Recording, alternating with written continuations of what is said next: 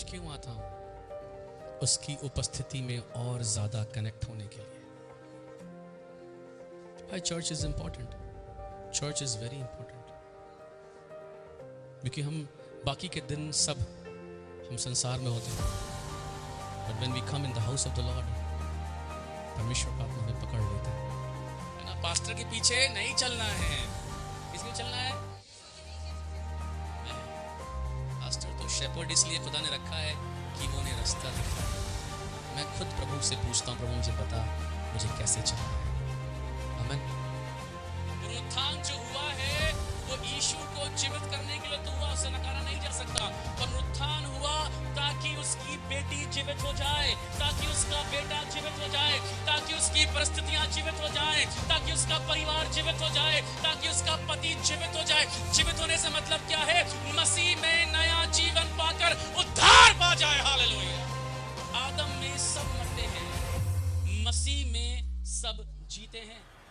अंतिम आदम मसीह है, और जब मसीह आया है उसने सारी व्यवस्था को पूरा किया है। और जिस जगह पाप था उस जगह मसीह की माफी आई है। बोलिए आमीन। जिस जगह अपराध था वहां मसीह का लहू बहा। आमीन। जिस जगह अनाज्ञाकारिता थी वहां अंतिम आदम यानी मसीह ओबीडिएंट रहा, यहाँ तक आज्ञाकारी रहा कि हाँ क्रूस की मृत्यु भी सह ली, और उसे वो नाम दिया गया जो सब नामों में श्रेष्ठ और आला नाम है। इस आदम में सब मरते थे, परंतु इस आदम में अब कोई मरेगा तो वो जिलाया जाएगा। मिट्टी उसका स्थान नहीं है, कब्र उसका स्थान नहीं है, पर हेवन और आसमान उसका स्थान है। Hallelujah, hallelujah.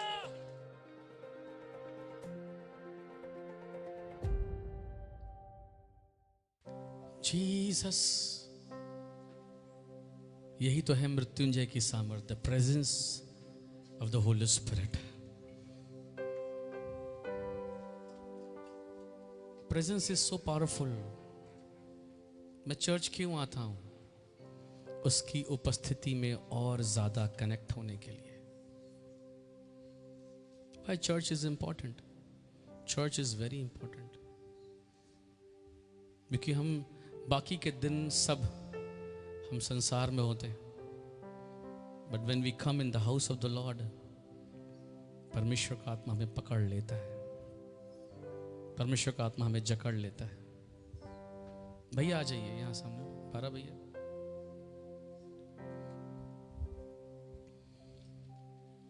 Thank you Lord. खुदावन भला है।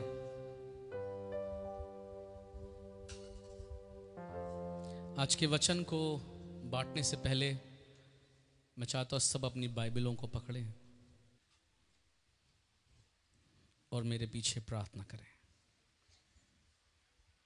Hold your Bible.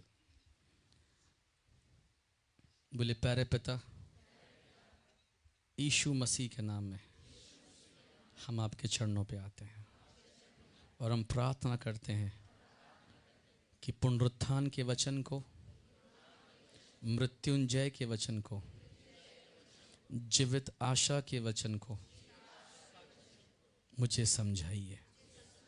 पवित्र आत्मा मेरी सहायता करिए, यीशु के नाम में, आमीन।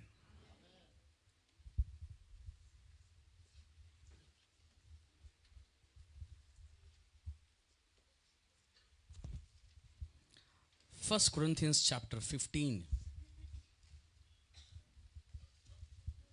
पहला कुरिन्थियों का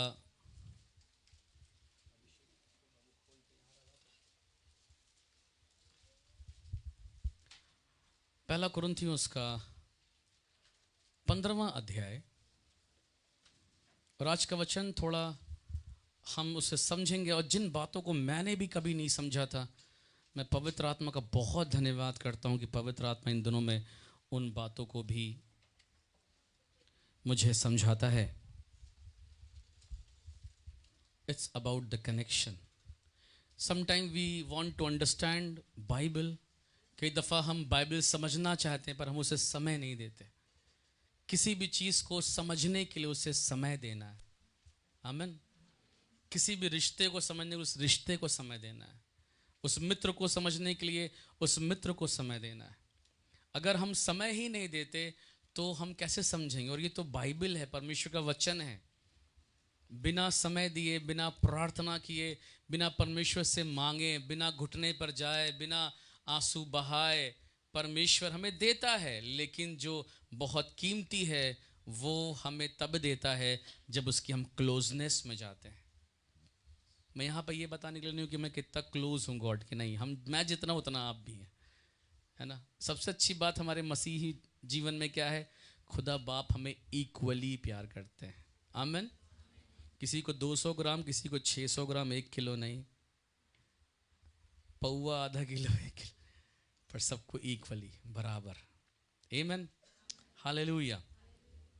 एक बार मुस्कुरा के बोलिए, आज का वचन हमारे लिए है। हम पढ़ेंगे ये पूरा 15वां अध्याय जो है वो मसीह के पुनरुत्थान के बारे में। मैं गॉस्पल से नहीं पढ़ रहा हूं क्योंकि गॉस्पल में अर्थ नहीं समझाए गए हैं। गॉस्पल में सिर्फ बताया गया है कि यीशु मसीह जो थे वो जीवित हुए तो सुबह भोर को सप्ताह के पहले दिन, कौन सा दिन? सप्ताह के। हमारी आराधना जब यीशु मसीह जी उठे तभी से हमारा दिन बदल गए। आराधना का दिन भी बदल गया और हमारा दिन भी बदल गया। आमीन। दोनों बदल गया। जब यीशु मसीह जो थे वो सप्ताह के कौन दिन उठे? जी उठे पहला दिन सप्ताह का कौन सा होता है चर्च? संडे होता है। बिल्कुल। 7 डेज वाले सुन रहे हैं तो सुने ध्यान से। कौन सी बाइबल पढ़ते हैं आप?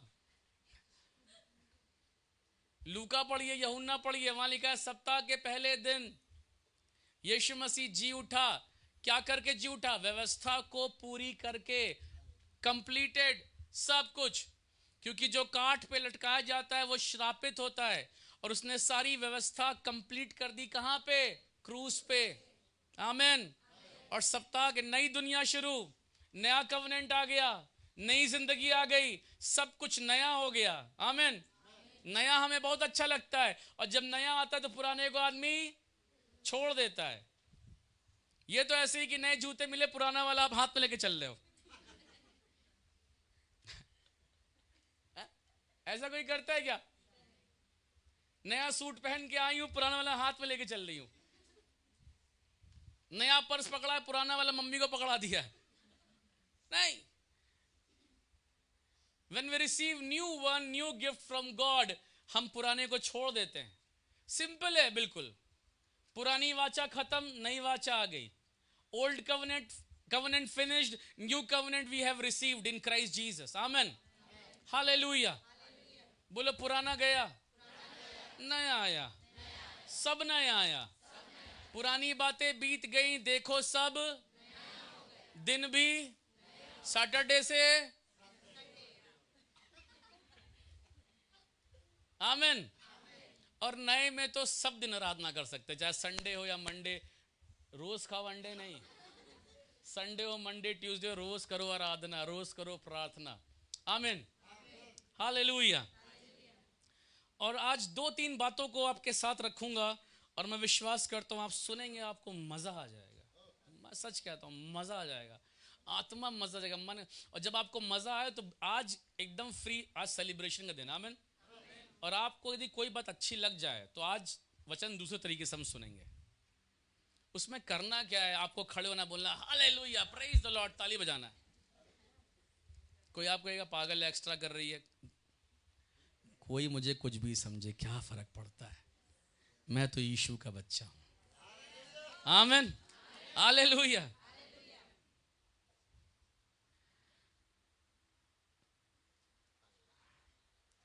तो जब अच्छा लगे कोई चीज, आपको लगे ये मेरे लिए था, तो क्या करना है? हालेलुया, प्रेज, ताली। अब बहुत अच्छा लग जाए तो खड़े होकर बजा देना है। नहीं, इतना करना है, नहीं मैं समझ जाऊंगा कि मजा नहीं आया। मजा आएगा इसकी गारंटी मेरी नहीं है, पवित्र आत्मा की है। हालेलुया। मेरी गारंटी कभी ना जाना, मैं खुद गिरता रहता हूं रोज। मेरी ओर देखोगे आप भी गिर जाओगे। हाँ, मेरी ओर नहीं देखना, है ना। पास्टर के पीछे नहीं चलना है। किसके पीछे चलना है? आमीन। पास्टर तो शेपर्ड इसलिए खुदा ने रखा है कि वो उन्हें रास्ता दिखाए। मैं खुद प्रभु से पूछता हूँ, प्रभु मुझे बता, मुझे कैसे चलना है। आमीन।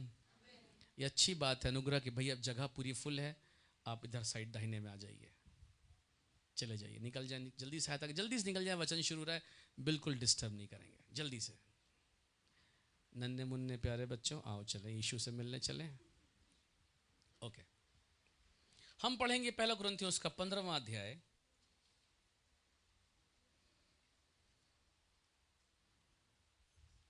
और उसके 3 वचन से पढ़ रहा हूं, थोड़ा सा स्टार्ट कर रहा हूं, मुख्य वचन में थोड़ी देर में आऊंगा। पहला कुरिन्थियों 15वां अध्याय। इसी कारण मैंने सबसे पहले तुम्हें वही बात पहुंचा दी जो मुझे पहुंची थी कि पवित्र शास्त्र के वचन के अनुसार, पवित्र शास्त्र के वचन के अनुसार यीशु मसीह हमारे पापों के लिए मरा और गाड़ा गया और पवित्र शास्त्र के अनुसार तीसरे दिन जी भी उठा।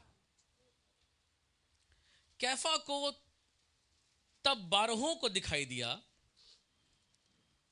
फिर वो 500 से अधिक भाइयों को एक साथ दिखाई दिया, जिनमें से बहुत से अब तक जीवित है पर कुछ सो गए। फिर वो याकूब को दिखाई दिया, तब सब प्रेरितों को दिखाई दिया। सबके बाद मुझको भी दिखाई दिया, जो मानो अधूरे दिनों का जन्मा हूं, क्योंकि मैं प्रेरितों में सबसे छोटा हूं, वरन प्रेरित कहलाने के, आप देख रहे हैं पौलुस कह रहा है मैं तो योग्य भी नहीं कि मैं अपोस्टल कहलाऊं, प्रॉफिट कहलाऊं। आजकल तो चला हुआ है, अपने आप को खुद ही योग्य बता देते हैं। पौलुस क्या कह रहा है, मैं तो काबिल नहीं हूं। आमीन। देखिए ट्रू गॉस्पेल यही है।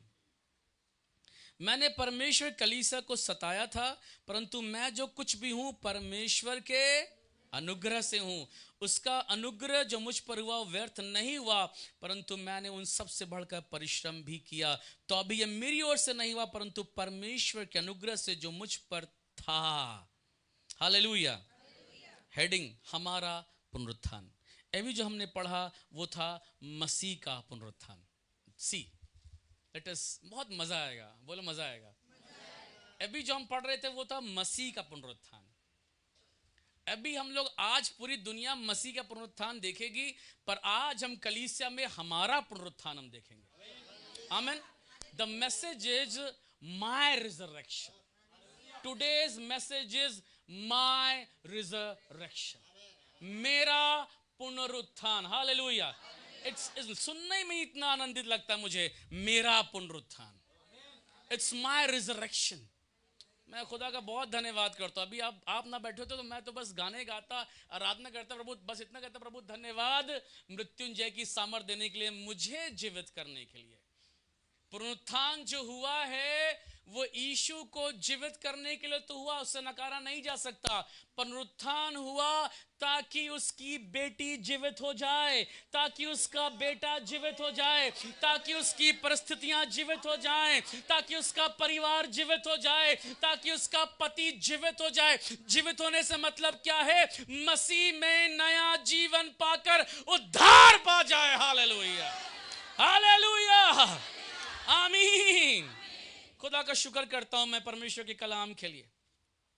बोलिए माय रिजरेक्शन, मेरा पुनरुत्थान। हालेलुया, आमीन। आगे पढ़ते मजा आएगा 12 वचन से। इसलिए जबकि मसीह का यह प्रचार किया जाता है कि वह मरे हुओं में से जी उठा, तो तुम में से कितने कैसे कहते हैं कि मरे हुओं का पुनरुत्थान है ही नहीं? यदि मरे हुओं का पुनरुत्थान है ही नहीं तो मसीह भी नहीं जी उठा, और यदि मसीह नहीं जी उठा तो हमारा प्रचार करना व्यर्थ भी है और तुम्हारा विश्वास भी व्यर्थ है। वरन हम परमेश्वर के झूठे गवाह ठहरे, क्योंकि हमने परमेश्वर के विषय में ये गवाही दी कि उसने मसीह को जिला दिया, यद्यपि नहीं जिलाया। यदि मरे हुए नहीं जी उठते और यदि मुर्दे नहीं जी उठते तो मसीह भी नहीं जी उठा, और यदि मसीह नहीं जी उठा तो तुम्हारा विश्वास व्यर्थ है और तुम अब तक अपने पापों में फंसे हो। वरन जो मसीह में सो गए हैं वे भी नष्ट हुए। यदि हम केवल इसी जीवन में मसीह से आशा रखते हैं तो हम सब मनुष्यों से अधिक अभागे। 20 वचन। परंतु सचमुच मसीह मुर्दों में से जी उठा है और जो सो गए हैं उनमें वो पहला फल, वो बोले पहला फल। क्योंकि जब मनुष्य के द्वारा मृत्यु आई तो मनुष्य के द्वारा मरे हुओं का पुनरुत्थान भी आया। हियर इज माय मैसेज, 22 वचन अंडरलाइन करें। जैसे आदम में सब मरते हैं, वैसे ही मसीह में सब जिलाए जाएंगे। आमीन, हालेलुया, हालेलुया। इधर देखिए, थोड़ी देर अब देखो, समझो इसको। आप बोले मेरा पुनरुत्थान मसीह में है, यीशु मसीह में है, इन क्राइस्ट जीसस। आदम में सब मरते हैं, मसीह में सब जीते हैं। थोड़ी देर में चाहता हूं आप इसको समझे। Let us make teaching some teaching. इधर देखो सभी आप, सपोज इधर आदम है और इधर मसीह है। एक आदम आओ, एक मसीह आ जाओ, तुम बहुत प्यारे लग रहे हो, आ जाओ। मसीह, ये आदम है, ये मसीह है। कम लग भी रहा है, ये भी आदम ही लग रहा है एकदम।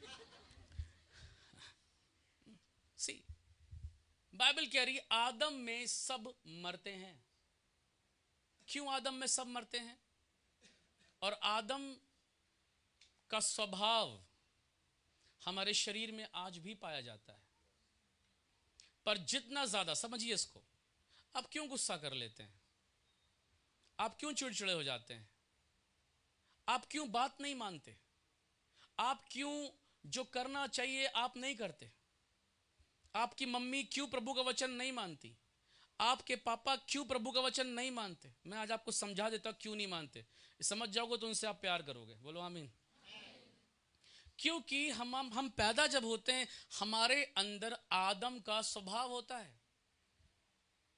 आप छोटे बच्चे को देखिए, 3-4 साल के, घर में कोई माता पिता उन्हें झूठ बोलना नहीं सिखाते हैं, लेकिन वो झूठ बोलना देखा कभी आपने? कोई माँ बाप उन्हें जिद करना नहीं सिखाते, लेकिन वो जिद करते हैं। बातें बनाना देखा है बच्चों कैसे बनाते हैं? बाप रे, हमारी बेटी ना बनाती कि कुछ कहना नहीं। सिखाया नहीं। मम्मी टीचर उसकी, वो नहीं सिखाती, वो अच्छी चीज सिखाती। पापा पादरी, लेकिन बातें बनाने में आगे क्यों? बिकॉज हम सब के अंदर एक नेचर है जो आदम का नेचर कहलाता है, स्वभाव कहलाता है।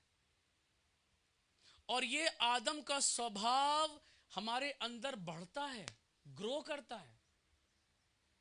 जब हम ग्रो करते हैं, उम्र 3 साल से 4 साल, 5 साल, 6 साल, 8 साल, 10 साल, 15 साल, 20 साल, वैसे ये स्वभाव जो आदम का है, डिसओबीडियंस, क्रोध कर लेना, बात नहीं मानना, वो डेवलप करता है। वो भी, और उसकी उम्र भी बड़ी हो जाती है। और जब बड़ी हो जाती है, डिसओबीडियंस की उम्र बड़ी हो जाती है, तो आप लाख वचन बताओ, वो वचन नहीं सुनता। लेकिन अच्छी खबर यह है, जब वो व्यक्ति जो कि आदम के स्वभाव से भरा हुआ है, जब वो यीशु को ग्रहण करता है और जब पवित्र आत्मा का दान पाता है, तो पवित्र आत्मा आकर उस आदम के स्वभाव से डेली लड़ता है और उसे धीरे धीरे धीरे धीरे धीरे धीरे करके दबाता जाता है, या यूं कहिए खत्म करता चला जाता है। इसलिए पौलुस कहता है कि हम अंश दर अंश करके मसीह के तेजस्वी रूप में बदलते चले जाते हैं। आमीन। पवित्र आत्मा हमारे अंदर मसीह का स्वभाव डेवलप करता है। आप मुझे बताइए, आप में से हर एक जन, जब तक आपने यीशु मसीह को ग्रहण नहीं किया था, प्रभु के साथ जब आप नहीं चलते थे, आपका स्वभाव कैसा था? आंटी रेजिना से पूछ लीजिए आप।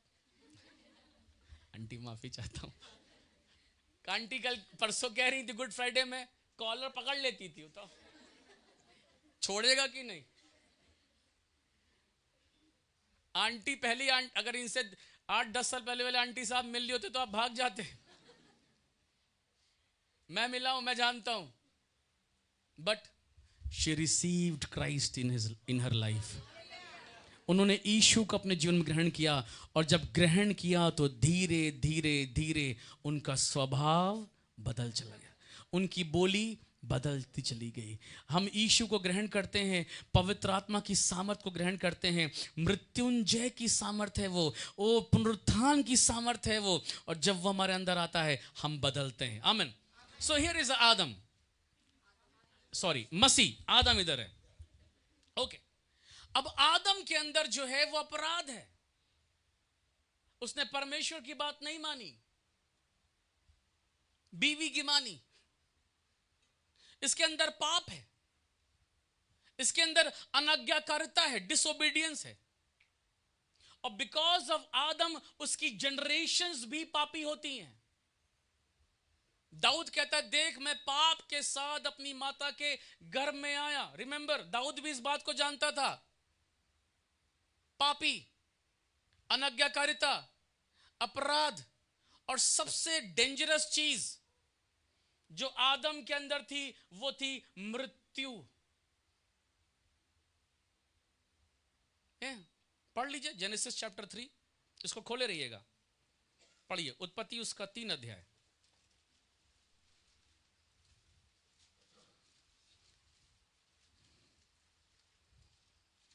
और मैं पढ़ रहा हूं 19 वचन। और अपने माथे के पसीने की रोटी खाया करेगा, और अंत में मिट्टी में, डेथ, इट मींस डेथ, मिट्टी मिल जाना मतलब क्या? कब्र में चले जाना। डेथ, मिट्टी मिल जाए, क्योंकि तू उसी में से निकाला गया है, तू मिट्टी तो है और मिट्टी ही में फिर। इधर देखिए, जो समझाना मांग रहा हूं उसको समझिए, और अच्छा लगे तो हालेलुया बोलिएगा। इसके आदम के अंदर अपराध है, पाप है, अनाज्ञाकारिता है, और सबसे बड़ा शत्रु मृत्यु है, जो इसे खत्म कर देगा। ध्यान दे देना, इस आदम को मालूम ही नहीं था कि यह मरने के बाद कभी जीवित होगा। नो, इस आदम को यह मालूम नहीं था कि मरने के बाद का भी जीवन है। इस आदम को यह मालूम नहीं था कि रिजरेक्शन जैसा कुछ होता है। इस आदम को नहीं पता था पुनरुत्थान क्या होता है। इस आदम को नहीं पता था जी उठना क्या होता है। इस आदम को नहीं पता था बादलों पर उठाया जाना क्या होता है। इसे पता था कि प्रभु ने बोल दिया है कि तुम मिट्टी मिल जाएगा, मतलब मैं एक जीवन बस जीऊंगा, उसके बाद पृथ्वी पे मैं अथक परिश्रम करूंगा, खून पसीने की रोटी खाऊंगा, और भूमि भी मेरे लिए ऊंट कटारे उगाएगी। मैं मेहनत करूंगा और मैं परिश्रम करूंगा, और अपनी जितनी आयु खुदा ने रखी होगी उतनी आयु जीऊंगा, और फिर मर जाऊंगा। मेरी स्टोरी का क्या हो जाएगा? दी एंड। उसके बाद उसकी चर्चा नहीं होगी। हालेलुया। इस आदम में हर व्यक्ति मरता है। ये आदम विदाउट क्राइस्ट है, ये आदम विदाउट रिजरेक्शन है, ये आदम विदाउट पुनरुत्थान की सामर्थ है, ये आदम बिना नए जीवन के है। ये इस आदम में नई सृष्टि नहीं है, इस आदम में माफी नहीं है, इस आदम में हेवन नहीं है, इस आदम में रैप्चर भी नहीं है। हेलो। बट इन क्राइस्ट, मसीह में, पहला आदम ये था, अंतिम आदम मसीह था। जीसस वॉज लास्ट एडम, अंतिम आदम मसीह है। और जब मसीह आया है उसने सारी व्यवस्था को पूरा किया है, और जिस जगह पाप था उस जगह मसीह की माफी आई है। बोलिए आमीन। जिस जगह अपराध था वहां मसीह का लहू बहा। आमीन। जिस जगह अनाज्ञाकारिता थी वहां अंतिम आदम यानी मसीह ओबीडियंट रहा, यहां तक आज्ञाकारी रहा कि हां क्रूस की मृत्यु भी सह ली, और उसे वो नाम दिया गया जो सब नामों में श्रेष्ठ और आला नाम है। इस आदम में सब मरते थे, परंतु इस आदम में अब कोई मरेगा तो वो जिलाया जाएगा। मिट्टी उसका स्थान नहीं है, कब्र उसका स्थान नहीं है, पर हेवन और आसमान उसका स्थान है। Hallelujah, hallelujah.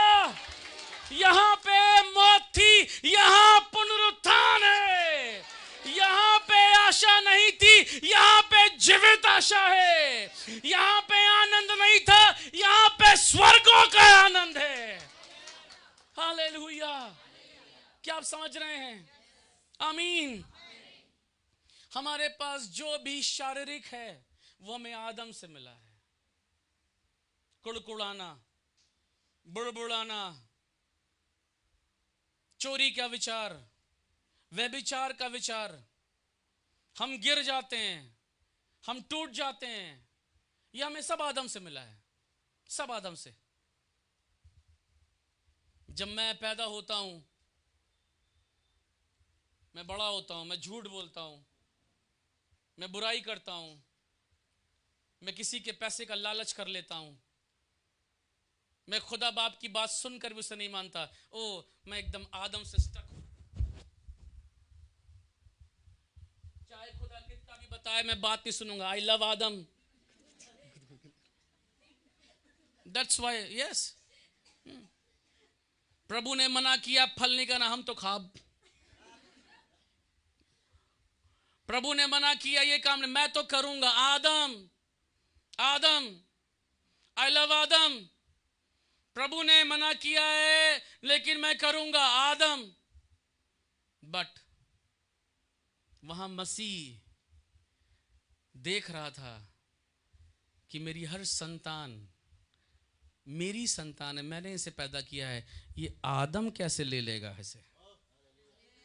आत्मिक बातें समझ सकते हैं तो समझिए इसको। मसीह यहां पे कह रहा था, मेरा बच्चा राजीव, मेरा बच्चा मुकुल, छोटा वाला बोल रहा हूं, मेरा बच्चा मनीष है, मेरी बेटी इंदिरा, मेरी बेटी सोनल। आदम, नो। इनकी अगर ये आदम हो गए, अगर ये आदम से कनेक्टेड हो गए तो इनकी डेस्टिनी सिर्फ कब्र होगी। लेकिन मैं अब इनसे प्यार करूंगा। Then God so love the world and he gave only begotten son. यीशु मसीह को प्रभु ने अपने बेटे को दिया ताकि वो जाए और जितने आदम वाले हैं, आओ रखो बाइबल, जितने आदम वाले हैं उनके लिए लहू बहाए, उनको सेंटिफाई करे, इनकी आज्ञा अनाज्ञाकारिता मिटा के इन्हें आज्ञाकारी बनाए, इनका पाप मिटा के इनको धार्मिकता के वस्त्र पहनाए, इनको नया जन्म दे के इनको नई सृष्टि बनाए और यीशु के राज्य में यीशु के साथ, पकड़ लो, यीशु के साथ इसको जोड़ दे। फिर इसको लेकर के आए, इसको लेकर के आए, बोले आदम का राज्य खाली होना चाहिए और मेरा राज्य बढ़ना चाहिए। और यीशु कैसे कनेक्ट किया? अब इनकी आशा मालूम क्या है? पहले इनकी आशा मरी थी, इस आदम की आशा मरी थी। मालूम क्यों? क्योंकि आदम को मालूम था मैं मिट्टी में मिल जाऊंगा, उसके बाद मुझे कोई जीवन नहीं होगा। लेकिन इन आदमों को मालूम है अब ये मिट्टी में मिल भी जाए तो अभी जी उठेंगे। पुनरुत्थान हमारी जीवित आशा है। Hallelujah. Resurrection is our living hope. हर जो मसीही जो मसीह में सोता है और मसीह मरता है, वो एक दिन अंतिम तुरी फूके जाने के बाद उठाया जाएगा। बादलों पे उसकी कलीसिया मिलेगी, आनंद होगा, उसकी महिमा होगी और हम स्वर्गों के स्वर्ग में अपने बाप के साथ राज्य करेंगे। Hallelujah, hallelujah. आप सोचो, यदि यीशु मसीह, थोड़ी देर खड़े रहना, यदि यीशु मसीह, 10 मिनट थोड़ी देर सोच के देखो आप, यदि यीशु मसीह मरता और जीवित नहीं होता तो क्या होता? यीशु मसीह यदि मरता और जीवित ही ना होता तो वो क्या होता? क्या होता हमारे साथ? क्या होता? हमारे पास कोई जीवित आशा नहीं होती। हम किस यीशु के बारे प्रचार करते? हम किस यीशु के लिए दुख सहते? हेलो, दुख सहने वालों, प्रताड़ना सहने वालों, घर में, ऑफिस में, हेलो, बहुत दुख है ब्रदर। मेरे भाई, यीशु जिंदा हुआ तभी तो दुख है, ना होता तो तेरे दुख होता है? तब कोई बोलता डुबकी बन गए? कोई बोलता? बताओ ईमानदारी से बताओ, कोई बोलता? कोई बोलता चर्च बदल दिया है, धर्म बदल दिया है? कहां जा रही है? हम कैथोलिक वाले ही पक्के वाले हैं। हेलो हेलो, बोलो यहां से सोचो। अगर यीशु मसीह जीवित नहीं होता तो यीशु के लिए कौन दुख उठाता? भाई मुझे बताओ, कोई है माई का लाल? कोई नहीं। अगर यीशु मसीह जीवित ही नहीं होता तो हम और आप कभी यीशु के लिए दुख नहीं उठाते। अगर यीशु मसीह जीवित नहीं होता तो हम और आप यीशु के लिए ताड़ना कैसे सहते? अगर कोई यीशु मसीह जीवित होता ही नहीं तो हम और आप यीशु के लिए कुर्बान कैसे होते? यीशु मसीह जीवित होता ही नहीं तो हम और आप स्वर्ग कैसे जाते? यीशु मसीह अगर जीवित नहीं होता हमारे पास जीवित आशा नहीं होती। यीशु मसीह जीवित नहीं होता हमारे पास कलीसिया की सेवकाई नहीं होती। अगर यीशु मसीह जीवित नहीं होता हमारे पास जो बीमार रहता बीमारी में ही मर जाता। पर यीशु के जीवित होने के कारण उसने चंगाई पाई है। अगर यीशु जीवित है तो मैं जीवित हूं। यीशु जिंदा है तो मैं जिंदा हूं। यीशु मसीह मेरा प्रभु है। यीशु मसीह जीवित है तो मेरी वो सारी परिस्थितियां जो मृतक हो गई वो सब जीवित करी गई हैं। और इसीलिए मैं कहता हूं ये मसीह का पुनरुत्थान तो है, पर खुदा का शुक्र ये मेरा पुनरुत्थान है। मैं जीवित किया गया हूं, मैं जिलाया गया हूं, मैं भरा गया हूं, मैं क्षमा किया गया हूं, मैं उठाया गया हूं। I am blessed because of Christ Jesus. Hallelujah hallelujah. मैं जीवित किया गया हूं। मैं डेड था, मैं मरा हुआ था। हालेलुया। मैं सोचता प्रभु तू जीवित ना होता तो मैं कहां जाता प्रचार करने? लोहरदगा चाईबासा सब कैसे होता? नहीं होता। हजारों लोग जो प्रभु आप में आते हैं, लाखों लोग जो ग्रहण कर रहे हैं, क्या आनंद आता है। ये डांस हमारा कैसे होता? बाजा मेरे भाई कैसे बजातो? कैसे बजाते? किसके लिए बजाते? मरे हुए व्यक्ति के लिए नहीं बजाते, क्योंकि तुम भी मरे हुए रहते।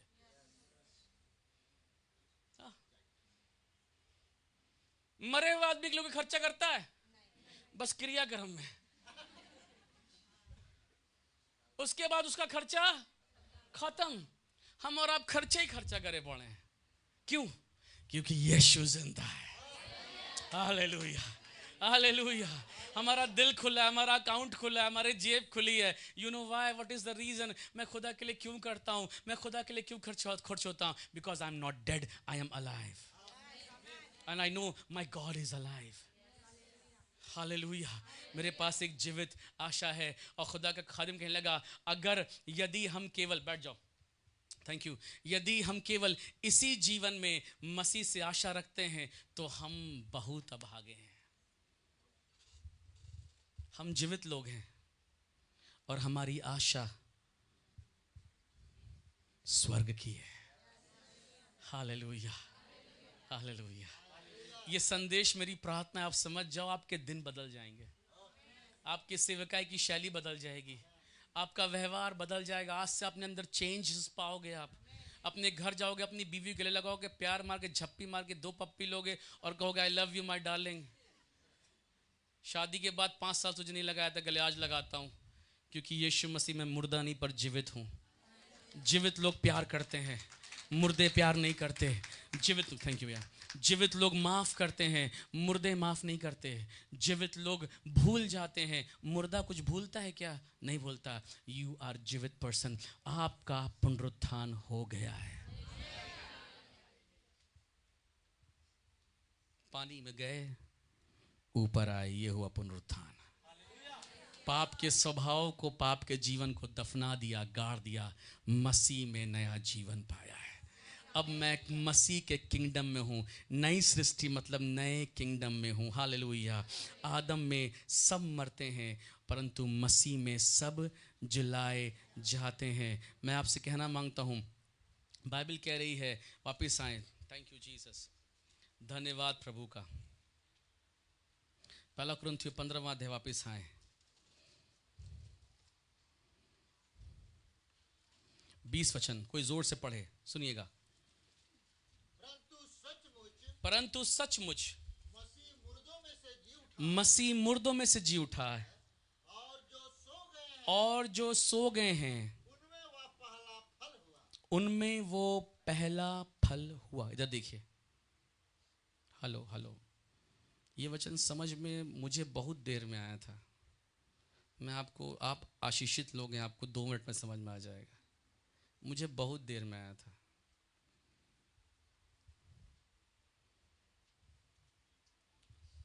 तीन घंटे मैं इसी को पढ़ता रहा। मैं, जस्ट बिलीव मी, 3 hours, 3 घंटा मैं इसे पढ़ता रहा। 3 घंटा, पन्ना नहीं पलटा। 2500 बार 50 बार पढ़ा मैंने इसको। परंतु सचमुच, सचमुच मतलब सच्चाई है इस बात में, मसीह मुर्दों में से जी उठा और जो सो गए हैं उनमें वो पहला फल हुआ। कौन सा? जी उठने वाला पहला फल। लाजर पहला फल नहीं था। हेलो, याईर की बेटी पहला फल नहीं थी, क्योंकि वो सब जिंदा हुए लेकिन फिर मर गए।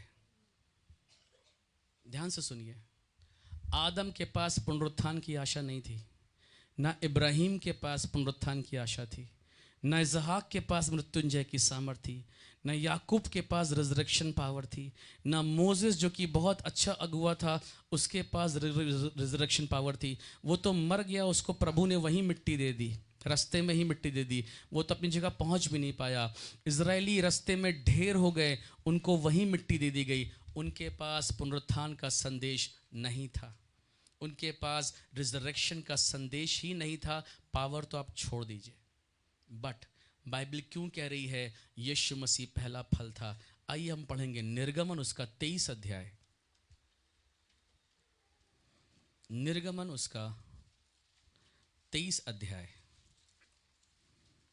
Exodus chapter 23।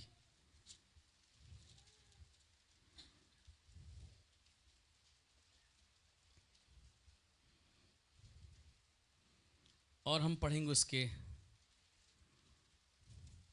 16 वचन से 19 वचन तक। देखिए, एक्सोडस 23 फ्रॉम वर्स 16, 16 से 19। जब तेरी बोई हुई खेती की पहली उपज, क्या है? बोई हुई खेती की पहली उपज तैयार हो। सी, इधर देखिए, हेलो, ये खेत है, ये खेत है। थोड़ा समझाता हूं आपको कैसे। बच्चों आओ, सब बैठ जाओ यहाँ पे लाइन से, जल्दी जल्दी, टाइम नहीं ज़्यादा। कम ऑन क्विक, यहाँ बैठो, यहाँ बैठो, यहाँ यहाँ यहाँ यहाँ बैठो, यहाँ बैठो, यहाँ बैठो, बैठो, आ जाओ। और बच्चों आ जाओ, जल्दी जल्दी, कम कम कम कम कम कम कम कम। ठीक है, ओके ओके, आ जाओ, यहाँ तुम भी आ जाओ। समझिएगा इसको, बोलो हालेलुया। सिट। जब तेरी बोई हुई खेती की पहली उपज तैयार हो। देखिए ये खेत है, समझिए थोड़ी देर के लिए, खेत है। ये कोई भी खेत समझ, जौ का खेत समझ लीजिए, गेहूं का खेत समझ लीजिए, जो भी खेत समझना आपको समझ लीजिए, कोई दिक्कत नहीं। खेत है, खेत है पूरा, फसल तैयार है।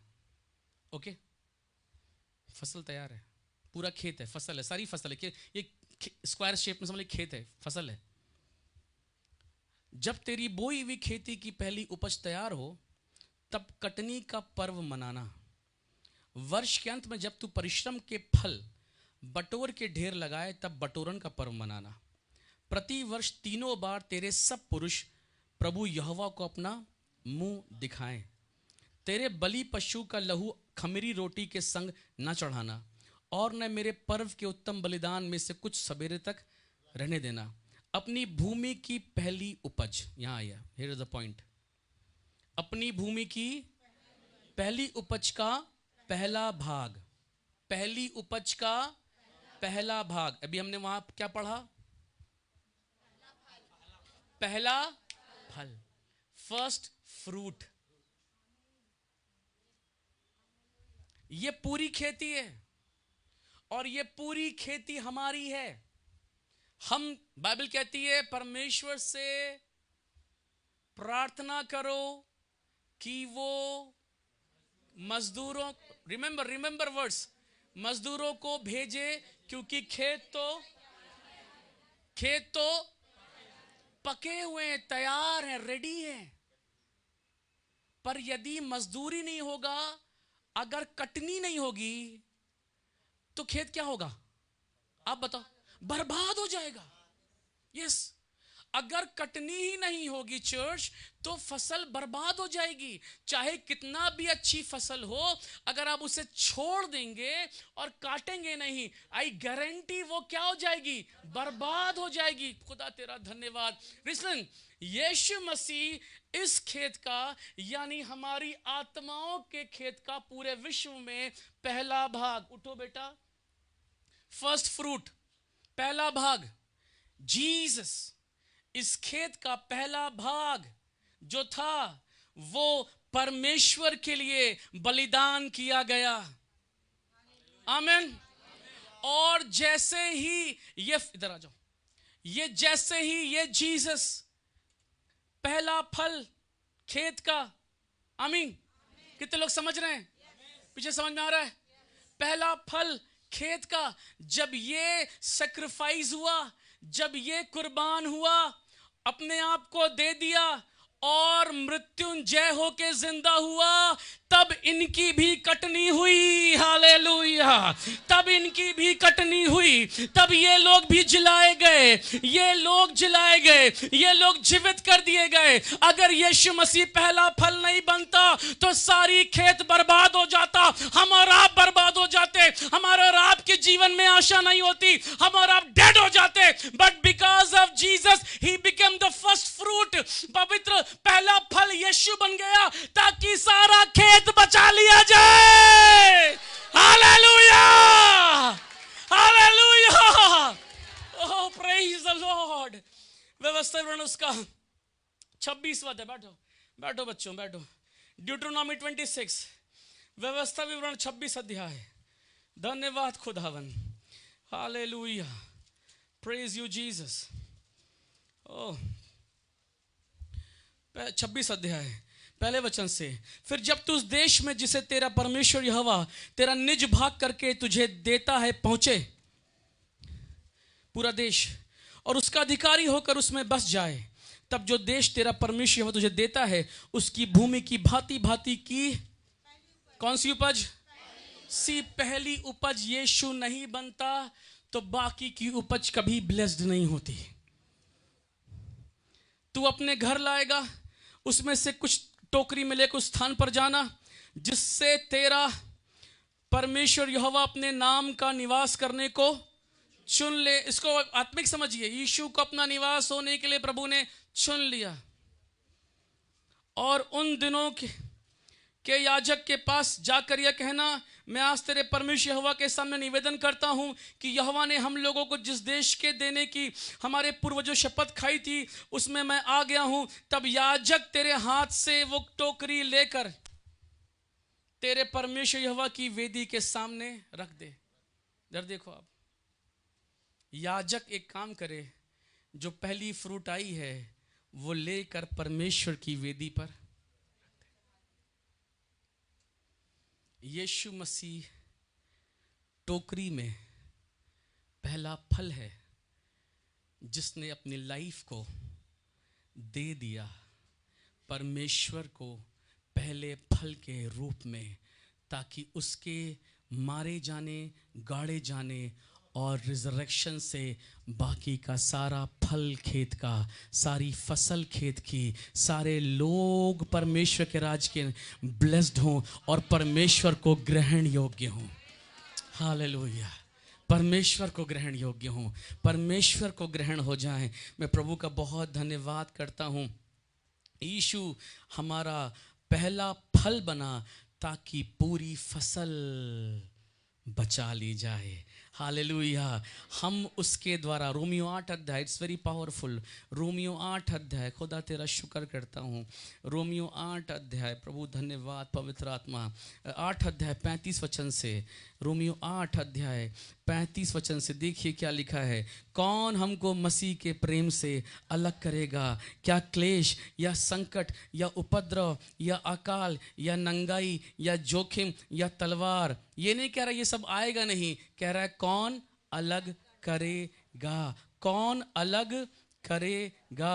जैसा लिखा है, हम तेरे लिए दिन भर हम तेरे लिए घात किए जाते हैं, हम वध होने वाली भेड़ों के समान गिने गए हैं। परंतु इन सब बातों में हम यीशु के द्वारा, हमारी ताकत नहीं है, जयवंत होना हमारी ताकत नहीं है चर्च, जयवंत होना मसीह की ताकत है। आमीन।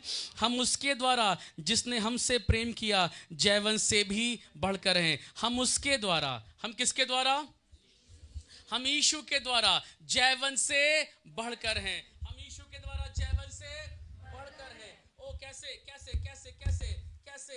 और फिर लिखा, क्योंकि मैं निश्चय जानता हूं ना मृत्यु, ना जीवन, ना स्वर्गदूत, ना प्रधानताएं, ना वर्तमान, ना भविष्य, ना सामर्थ, ना ऊंचाई, ना गहराई और ना कोई और सृष्टि हमें परमेश्वर के प्रेम से जो हमारे प्रभु यीशु मसीह में अलग कर सकेगी। Hallelujah.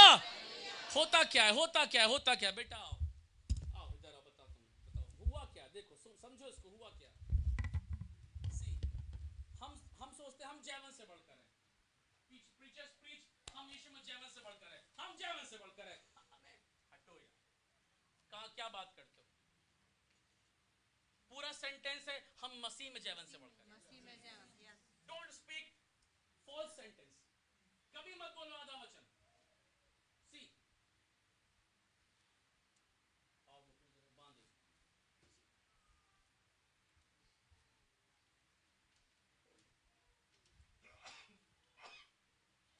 This is new covenant, बोलो आमीन। ओल्ड कवेनेंट में, पुरानी वाचा में, याजक जो था साल में एक बार महापवित्र स्थान जाता था। पर नई वाचा में, यीशु के रिजरेक्शन में, यीशु ने मुझे अपने लहू से अपने में साटा है। बोलिए साटा है। पढ़ाई नहीं वचन, चिपकाए गए, साटे गए, लगाए गए। आमीन। हम वो यीशु हमारी जड़ है, हम उसके तने, हम उसके डाले हैं, ब्रांचेस है। आमीन। साटे गए। मैं क्राइस्ट हूं, मैं मसीह हूं, ये मसीह का बच्चा है, मसीह की बेटी है, मसीह का बेटा है, मसीह का जन है। होता क्या है? क्लेश आएगा, इसे मैं लेके चलूंगा। संकट आएगा, मैं लेके चलूंगा। उपद्रव आएगा, मैं लेके चलूंगा। ये सोच रहा बहुत ज्यादा है प्रभु, मैं दर्द कैसे सहूं, मैं बीमारी कैसे सहूं, बहुत ज्यादा है। पैसे खत्म हो गए, कैसे सहूं, सिलेंडर खत्म हो गया, घर का रेंट 2 महीने से नहीं दिया परमेश्वर, बच्चे की फीस जमा करनी कैसे करूं, मेरी सैलरी कम है प्रभु कैसे करूं, मेरी दोस्त को देखो आगे बढ़ गई, मेरा फ्रेंड आगे निकल गया, उसकी देखो शादी हो गई, उसका देखो घर बन गया, उसने गाड़ी ले ली, वो बहुत परेशान है। पर मैं इसको नहीं मालूम कि खुदा ने इसे नहीं छोड़ा है। He is in new covenant, और ये कवेनेंट टूटने वाली है। ये मृत्युंजय की सामर्थ है, ये मृत्युंजय की सामर्थ है। ध्यान से सुनो, ध्यान से सुनो, बाइबल क्या कह रही है? अगर हम इसी जीवन में प्रभु से आशा रखते हैं तो हम अभागे हैं। और बहुत सॉरी टू से चर्च, हम में से बहुत से लोग अभागे हैं क्योंकि हमारी सारी आशा इसी जीवन की है। नौकरी लग जाए, छोकरी मिल जाए, दौलत मिल जाए, गाड़ी मिल जाए, दौलत मिल जाए। अरे भैया समझो, हमें तो आसमान मिल गया है। अरे भाई समझो, हमें तो हेवन मिल गया है, हमें तो माफी मिल गई है, हमें तो उद्धार मिल गया है, हमें तो सामर्थ मिल गई है, हमें तो पुनरुत्थान की समझ मिल गई है, और मेरा तो पुनरुत्थान हो गया है। Hallelujah, hallelujah, hallelujah. जयवंत होना मेरी ताकत नहीं, पर ये उसके प्रेम की, उसके मृत्युंजय की ताकत। Hallelujah, hallelujah. प्रभु का बहुत धन्यवाद करता हूं मैं। यीशु मसीह के नाम आपसे कहना मांगता हूं, पहला पत्रस उसका पहला अध्याय खत्म करने पर हूं मैं। पहला पत्रस उसका पहला अध्याय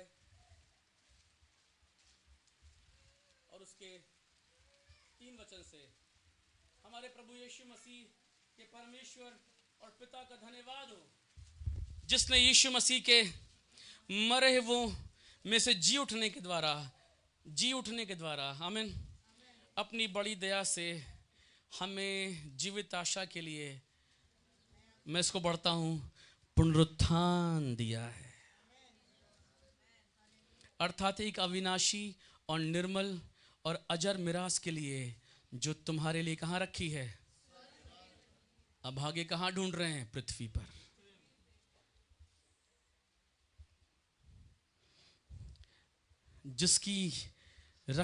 जिनकी रक्षा परमेश्वर की सामर्थ से विश्वास के द्वारा उस उद्धार के लिए जो आने वाले समय में प्रकट होने वाली है की जाती है। इस कारण तुम मगन होते हो। हालेलुया। यद्यपि अवश्य है कि अभी कुछ दिन, कितने दिन के लिए नाना प्रकार की परीक्षाओं के कारण दुख में हो। नाना प्रकार की परीक्षाओं के कारण दुख में हो, दुखी हो जाते हो।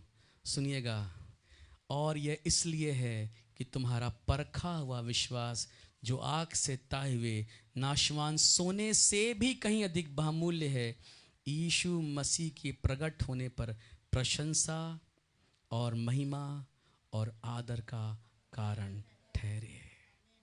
Hallelujah, hallelujah, hallelujah. प्रभु का बहुत धन्यवाद।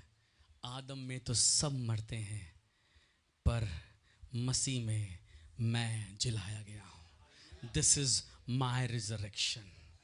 ये मेरा पुनरुत्थान है, ये मेरा पुनरुत्थान है, ये मेरे जीवन का पुनरुत्थान है, ये मेरे परिवार का पुनरुत्थान है, ये मेरी नौकरी का पुनरुत्थान है, ये मेरी शादी का पुनरुत्थान है, ये मेरे करियर का, मेरे फ्यूचर का, मेरे फाइनेंसेस का, मेरी प्रार्थनाओं का पुनरुत्थान है। Hallelujah, hallelujah. शरीर में जो हम पाते वो आदम से है, परंतु आत्मा में हमने जो कुछ पाया है वो हमारे प्रभु से है। मेरी दुआ है हमारी आत्मा का आनंद, प्रेम कभी खत्म ना होने पाए। हालेलुया, आमीन। आइए हम प्रार्थना करें।